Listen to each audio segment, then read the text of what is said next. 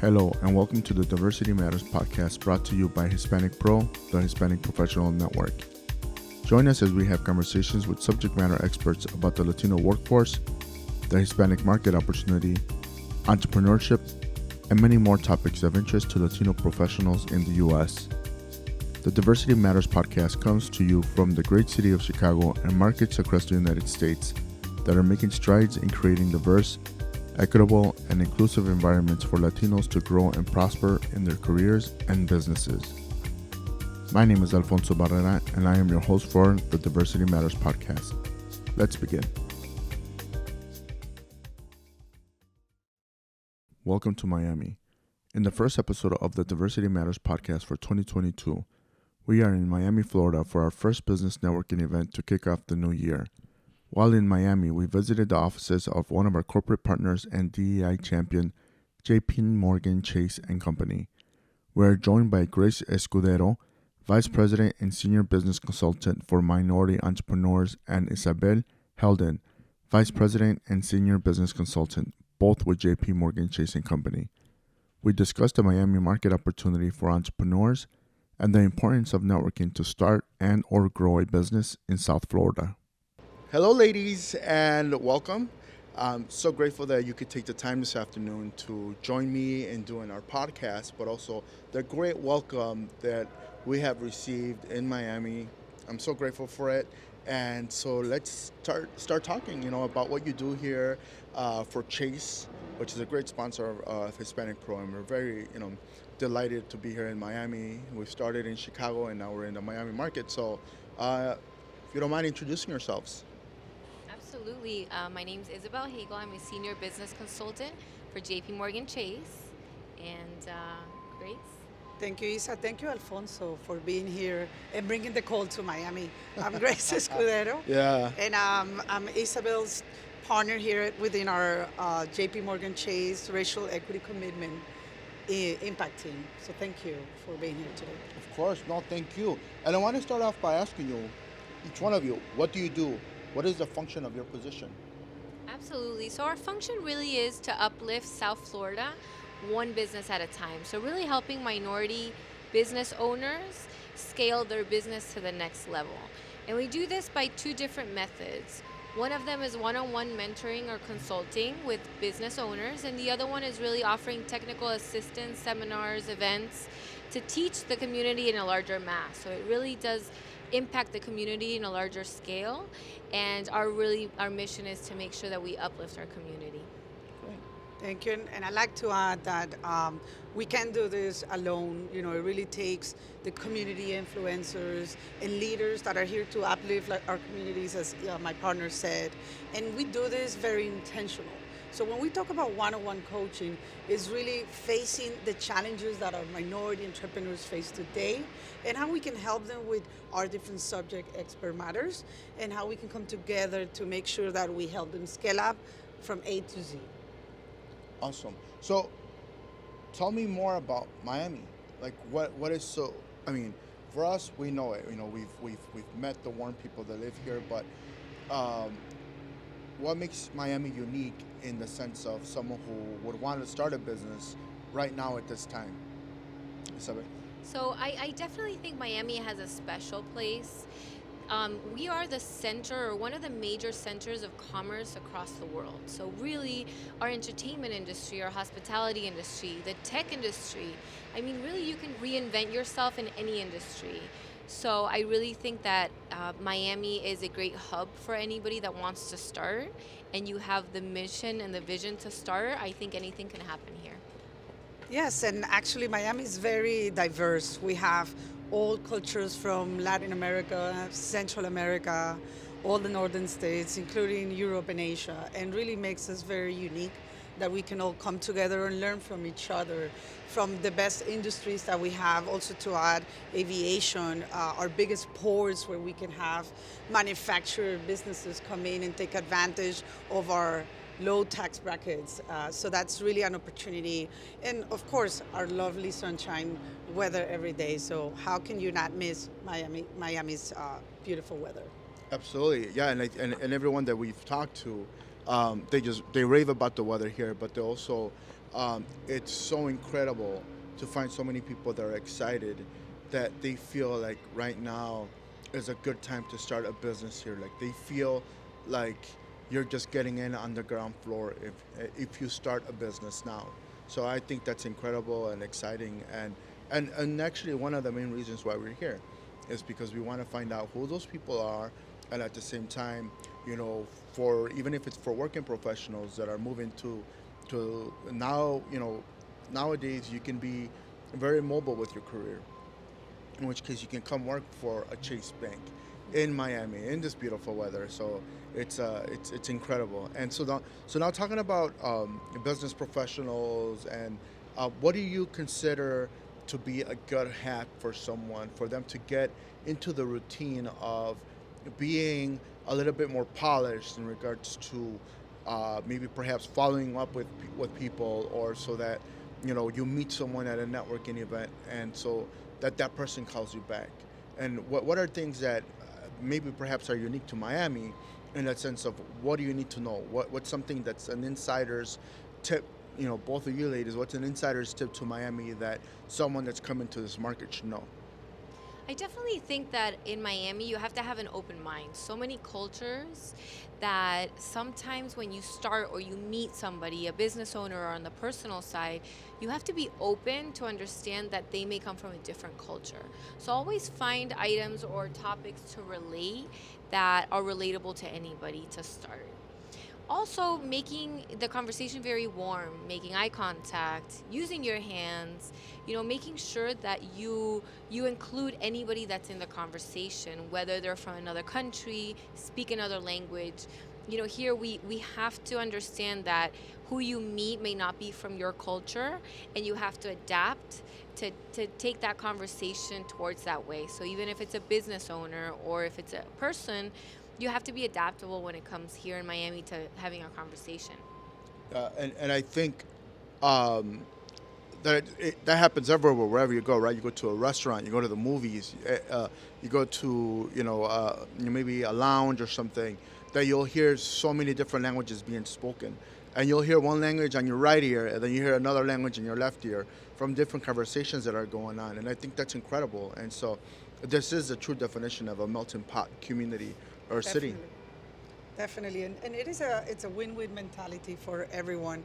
Is definitely lead with intention, right? So when you say follow up, is what am I going to follow up about, right? What's in it for you? What's in it for me? And why it's important. So I always emphasize 2 or 3 bullet points on what that conversation is going to be about, and that way you can have a roadmap, a plan to succeed. Therefore, so very important to lead with intention. Awesome. And now, I want to ask you, what is your day-to-day routine look like here in this beautiful, city? It's incredible. It really is incredible. I think that personally myself, I would just find myself walking everywhere and just catching the scenery.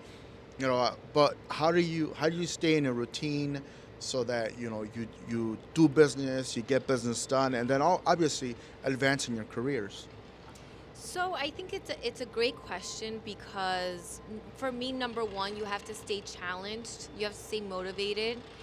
And the one key that I think I apply to myself in my career and in my personal life is really focusing on one item at a time. So multitasking is great for time purposes, but really, are you really focusing 100% on that task? So if you're going to send an email, focus on that email 100%. And I think that helps you stay focused.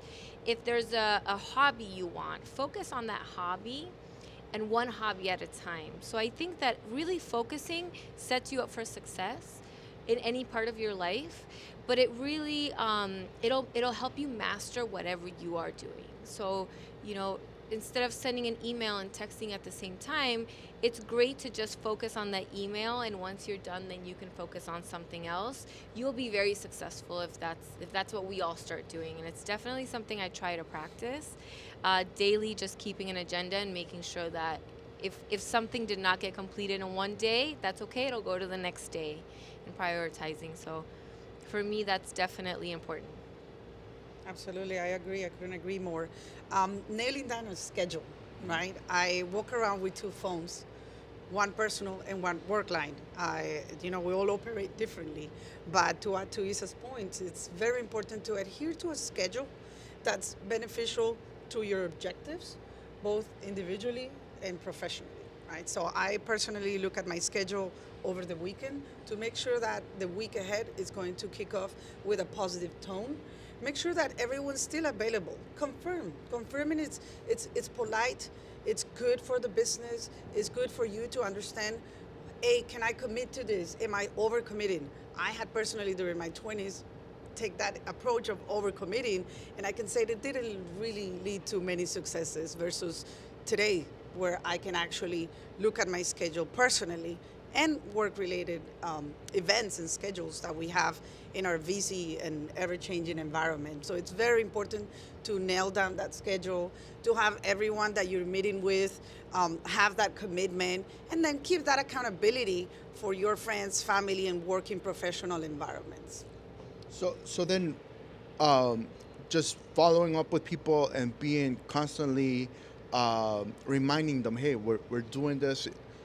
Here in Miami, you can get away with that. You're not, in Chicago, I know that people expect that of you, but in some other markets, it's like, oh, you're too pushy, or oh, you ask too much, and then it's like, and then it's a turnoff. But so you're telling me that in Miami, it's good. It's to follow up with people and keep reminding them, hey, we have a coffee appointment. Remember, don't forget, be on time. Those things like that. I agree. I just think it's the way you do it, right? I Absolutely. think that in my career, I've learned that whenever you do have an interaction with a business owner, a client, a family member, you both are in it for a good reason, whether it's a good time, whether it's, a loan for your business, whatever the purpose is, just make sure that it's something good and positive for both sides. And I definitely think that here in Miami, it's okay to follow up because life happens. Calendars get booked. And we appreciate when we have a reminder, hey, don't forget, are we still having coffee tomorrow? That's okay, because here, I think in the Latin culture and in Miami, it's very much, things come up last minute. And definitely sometimes saying no has power to it, right? I'm sorry, I can't make it. Let's reschedule. So let me ask you, even if it's something personal that comes up, is it okay to just say, let's reschedule? Or is there a sense of urgency that, you flaked out on me? Or are people understanding, especially in Latino cultures, that if we can't do it today, we'll do it next week, or we'll do it the other day? Or is business business? Yeah. Well, Isa said purpose. So I always wake up and think about never doubting a purpose. I think if you manifest that with family members, professional relationships, and you're able to convey that message with purpose and understanding why I'm reaching out, it's okay to reschedule. It's okay to say no. Because when you reschedule, you're also showing, like I said, that accountability, right? I want to see you. It's important. If it's important for me, it's important for you. Absolutely. And if it's not, that's okay too. Right? Yeah, and I think the last 2 years have taught us that it's okay to slow down. It's okay to move an appointment, and I think honesty is key. Unfortunately, today I can't make it. I have, 6 other meetings. Let's reschedule. What is flaking is not canceling or not saying, I'm sorry, that's okay because life happens. It's understandable, and I think the last 2 years have definitely put into perspective that we need to slow down, and that's okay. Yeah, one of the things that I've learned the most is that empathy has become such a great trait, right? To if you don't have it, because there's some people that just push through, right? But if you slow it down and you become empathetic to what people are going through, and so many people have lost, family members, or their lives had changed, in which case they've had to relocate and move to another city, another state, and they're in culture shock. They're adapting, and so adaptability and also being empathetic, I think, goes a really long way, and also it leaves a mark about who you are, and it keeps you on top of people's mind. It's like, man, I really like how that person conducted themselves. I'm gonna try to do business with them, and if I can't, I'm gonna refer him or her business. And I think those are like really cool, but also just good traits that if it's if it's not us, just because we weren't there before, we are now, and we have to be a little bit more of that. And I think it works both ways, Alfonso, because as as a as a relationship or a consultant, I like to, if I can't help you, I will connect you to institutions or people or other businesses that can help you, that can help you empower, because maybe it's not in my hands, but it's okay to say, this is the best route. Let me introduce you. And connecting businesses, people, organizations has so much power behind it. Awesome. And there's hundreds of organizations that advocate to helping entrepreneurs succeed and individuals in different capabilities. And I think what's important is to mobilize those resources rather than keeping it to ourselves. Knowledge is wealth. And if we can share that, this is really the time to give back, and no better time than now. Absolutely. So let me ask you about your careers and your career path. And can you tell me how your career journey brought you to Chase Bank? Sure. So I graduated college in 2011, and I was in the hospitality industry right after 2008 happened. Hospitality suffered greatly in 2008 and 2009, which caused me to have some struggle straight out of college to find a career. A great friend of mine referred me to start working at Chase as a banker. And I had never seen myself in the finance industry before. But I did realize quickly that it was a relationship job, right? So I had to build relationships. I had to have those conversations, and I had to build trust, which is what I liked about hospitality, is being honest. It's having the conversations. It's being open. It's being warm enough, right? So in my career, it started in 2011 in Boca Raton. And I quickly realized that banking was the right move. And I was very happy. I was very grateful I got the opportunity. And from Boca Raton, I was able to move down to Miami, get my investment licenses, become what is a relationship manager, which is a licensed banker. And I started adding certifications like small business specialist, manager on duty. And I saw my career on fast track. I moved to be a manager. And then from that management role, I decided that business banking was very important to everybody in my community, but especially to me, because no matter where the world goes, businesses will always need guidance, loans, accounts, services that business owners cannot just get online and use themselves, right? So definitely business banking became my passion. I learned about loans. I became pretty much like a loan officer. And my career definitely took off really fast. I stayed motivated. Whenever I saw I didn't have a challenge anymore, I decided I wanted a new challenge. So I have been at Chase for 8.5 years, and I came to this role, and I'm very excited because now the 360 of my career finally is in one place, right? And I can help people. I can help business owners. I can connect them. And it's been a wonderful journey for sure. That's incredible, and it's incredible also too that after this time, that you can find yourself. It almost sounds like you feel like you're in a new challenge, even though you've been in a job function or at a company for a while, and that's very hard to find nowadays. You see people that are moving from company to another. They stay 2 years, then they move. They're the next one in 3 years, and they move. And nothing wrong with that, right? Because that's the environment now.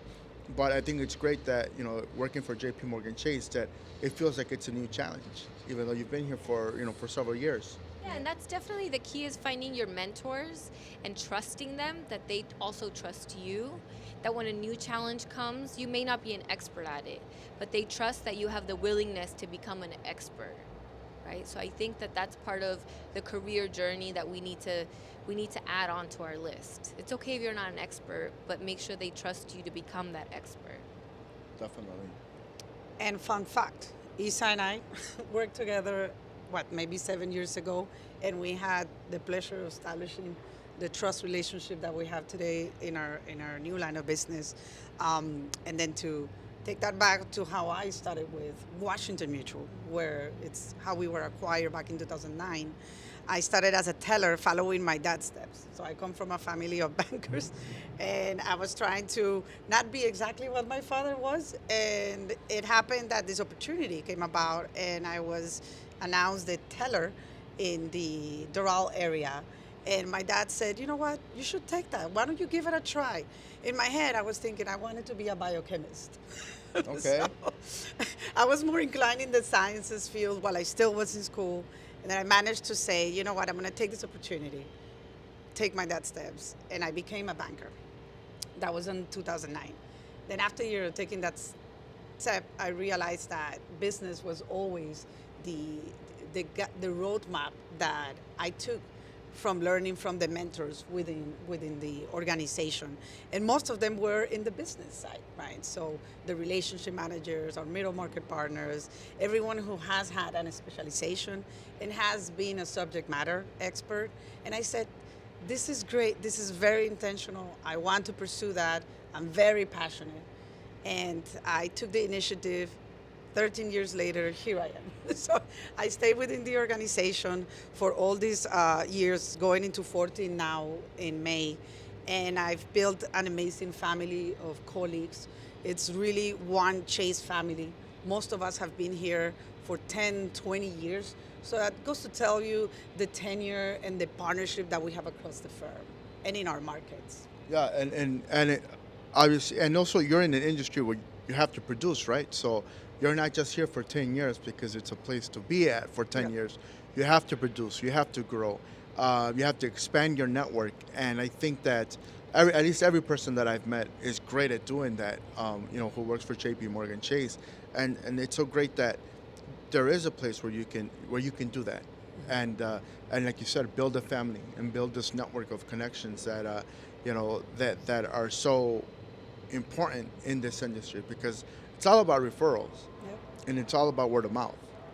So And it's in your DNA too. yeah, no, absolutely. And I think as Latinos can too, attest. right?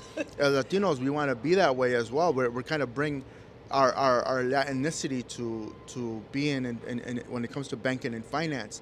That you ask someone, ¿Cómo estás? Yeah. You want to know how they're doing. How's your family doing? How are your cousins doing? And if something comes out of it, then great, right? If there's a referral, you hear, oh, well, fulanito quiere empezar un negocio, then it's like, oh, wow, well, you know what? It's like we have some products, or hey, or send them my way and let me see what I can do for them. Or I know somebody. Or I know somebody. Yeah, no, definitely. So we're in Miami. What's hot right now? What industries are hot right now in Miami where someone who's thinking of starting a business, it's like, wow, let me talk to someone from JP Morgan Chase and let me strike right now. What's hot right now in Miami? So like I mentioned earlier, I think Miami is one of the major commerce spots for everything in the world to come through. But I definitely think that the industries of entertainment, hospitality, tech are just great opportunities right now. Restaurants are very big here. I think it definitely takes good planning. But Miami is definitely, in my opinion, entertainment, hospitality, and tech right now are definitely one of the top. Absolutely, and not forgetting the fact that we also have very big ports where it really leads to manufacturer industries to come to our state and really leverage the profitability opportunities within our markets and the connectivity with the rest of the Americas. Yeah. Right? So that really, it's a gateway to have that, which is very unique in South Florida. Yeah, the one thing that I've been very surprised in the time that I've been here, visiting, and also last year when I came, is that there's so much business to be done here in South Florida. It's incredible. And so not everything has to be a business to consumer type of business, but there's so much business to business, and people, probably won't even know what you're selling. You're selling widgets or something, but there's millions of dollars to be done in that. And because that import-export, it never stops. Yep. And especially being so close to Latin America, they want our products and they want our services. And one thing I've learned is there's so many Latin American businesses that want to emulate American business.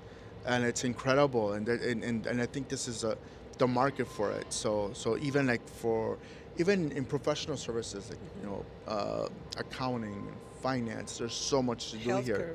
So thank you so much, both of you, Isabel, Grace, for the insight into the Miami market and what's the opportunities that are here for entrepreneurs. If they are wanting to start a business, that they can come to both of you and the many other people that work here for JP Morgan Chase and to ask those questions. I mean, and there's no harm in asking about what it takes to start a business. That's the first step, right? You have to know.